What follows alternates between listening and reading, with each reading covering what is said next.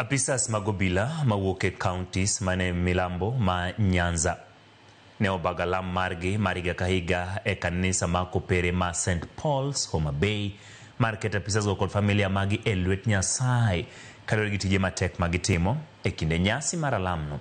Obila ne ojiwo mondo obed kaluwo chike kinde magi tayo tijegi mok girocho ratiro mag jopiny. Ali Abich nigi ler.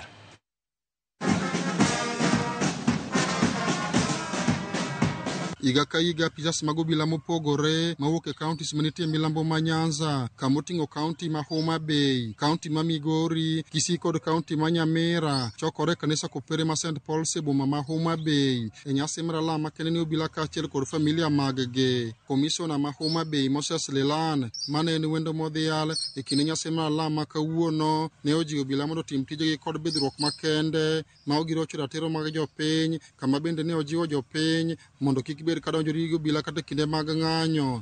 I know there are a lot of things. We see a lot of dynamics around the country now. The clamor for a lot of things.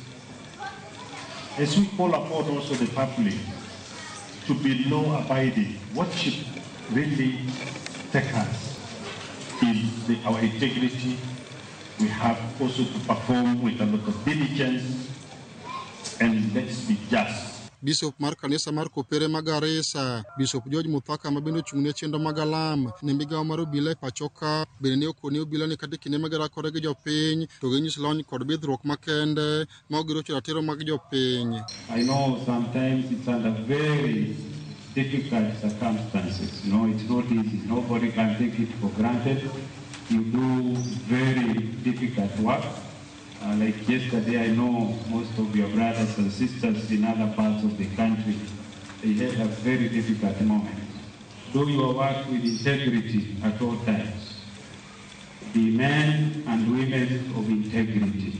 Ne ojiwo obila mondo kik wigi wil ni tich maduong' manie lwetgi en chiwo arita ne jopiny kod mwandu ma gin-go, kane okonogi mondo gitim tijegi kod chir ma ok gidonjore kod jopiny ma bende nyalo kelo hinyruok mag jopiny. All of you is to be protectors of safety and of peace. That is your mission, which is a noble calling. Therefore, you are participating in the work of God by keeping us safe and by keeping us having our peace. And therefore, your mission, you should never forget. Your mission is to love and to serve. Nyasi mar alam makamano ne okelo kanyakla obila mag Kanga, mag weko mag jela, obila mochung'ne rito le mag bunge, obila mag okwach kich, rowere mag NYS e kind mamoko. Ali Abich, Ramogi TV, Homa Bay. Waboduoge lipot motenore kod ng'anyo